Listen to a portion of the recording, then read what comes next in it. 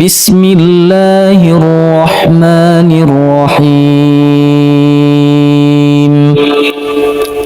والتين والزيتون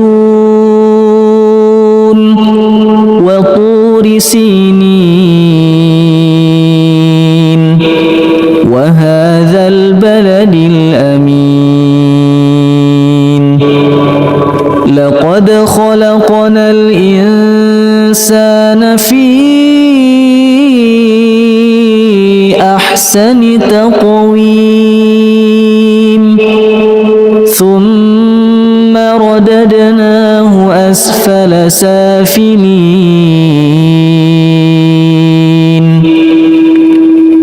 إلا الذين آمنوا وعملوا الصالحات فلهم أجر غير ممنون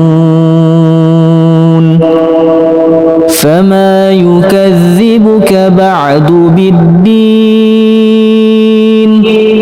أليس الله بأحكم الحاكمين